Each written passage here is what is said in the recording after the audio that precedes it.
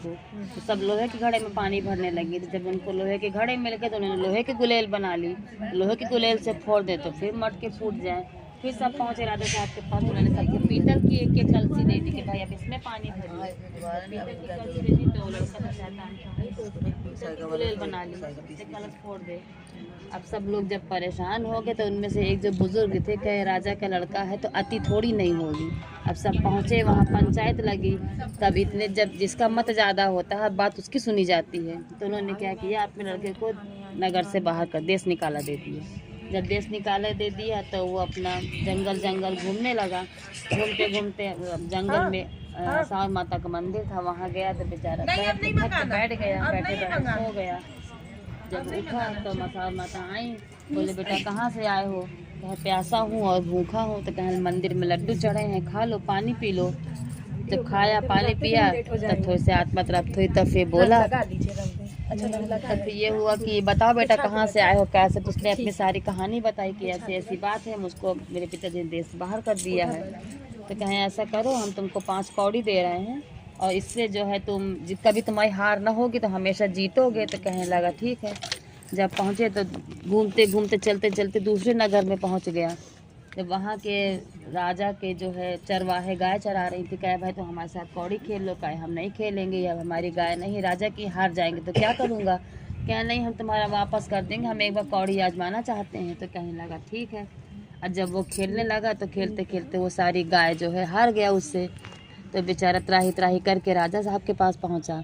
फिर आगे चला तो एक किसान खेत जोत रहा था, कहने लगा भैया हमारे से कौड़ी खेल लो, हमको आजमाना है कौड़ी। कहे हम नहीं खेलेंगे, खेत हमारे नहीं है, राजा साहब के, हार जाऊंगा तो क्या करूंगा? कहे नहीं, एक बार खेल के तो देखो। जब उनसे भी खेला तो वो भी पूरा जितने खेत से सब जीत गया। वो भी पहुंच राजा साहब के पास, कह राजा साहब हमारे गांव में एक बहुत बड़ा खिलाड़ी आया, उसकी कभी हार नहीं होती, वो हमें से जीत जाता है। तो कहने लगे ना हो तो बुला लो, हम भी उनके साथ खेलना चाहेंगे।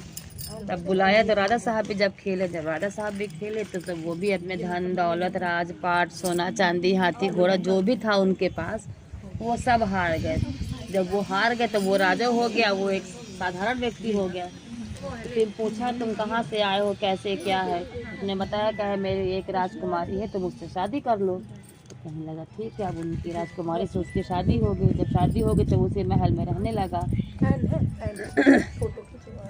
तो पहले का बहू जो है कंघी कर रही थी, कंघी करने के बाद देहरी के पैर छुए के ये क्या कर रही हो? कहते कंघी करने के बाद सास ससुर के पैर छुए जाते हैं, मेरा कोई नहीं है तो अपना देहरी के पैर छू ली। कहते किसने कहा तुम्हारा कोई नहीं, तुम्हारे तो सब लोग हैं। तो कहें अगर सब कोई है तो हमको ले चलो। तो कहने लगा ठीक है। जब ले चली तो कहे पिताजी से अपने बात कहो। जब पिताजी से कहा तो कहे ठीक है, अगर तुम ससुराल जाना चाहती हो तो जाओ, हम तुम्हारी तैयारी बना देंगे। तो पूरी उसका जितना उनके था बैलगाड़ी धन दौलत अनाज पानी जो भी था उनको दे के विदा किया। जब उनको विदा कर दिया तो वो अपने नगर की तरफ गए। तो जब नगर की तरफ गए तो अपने पिताजी के यहाँ तो कहें कि बाहर जो दरबारी लगे होते हैं वो दौड़ते दौड़ते राजा साहब हमारे नगर में कोई चढ़ाई कर रहा है। और वो बेचारे पुत्र के वियोग में रो रो के अंधे हो गए थे दोनों, राजा साहब और राजमाता। तो कहने लगे कि अब हम तो अंधे हैं और कमज़ोर पे तो हर कोई चढ़ाई करता है, आने दो देखेंगे कौन है। फिर जब और नज़दीक आए कहे ये आपका बेटा है, साथ में राजकुमारी है, पूरे लाव लश्कर से आ रहे हैं। कहे हमारा बेटा, हमको क्या मालूम कहाँ है? कहे नहीं है तो वही। तो वो लेकर गए कि हम तो अंधे, क्या हम लोगों को ले चलो। जब पहुँचे तो वो जब राजकुमार आया तो देखा जब माँ बाप अंधे देख नहीं पा रहे हैं। तो कहे ये क्या हो गया? कहे बेटा तुम नहीं थे तो रो रो के हम लोग अंधे हो गए। तो लौट के दौड़ते उसी मंदिर में गया जहाँ उन्होंने कौड़ी दी थी। कहे माता सब कुछ दिया है लेकिन जो देख सकते हैं उनकी आंखें नहीं, तो ये सब क्या किस काम का मेरे राजपाट ये सब धन दौलत? कहने लगे अच्छा लो। तो माता जी ने कटोरी में नीर दिया, कहिए लो ले जाओ अपने माँ बाप की लगा देना आँख में। उनके माँ बाप की आंखों में नीर लगाया, महारानी उनकी आंखें वापस करी।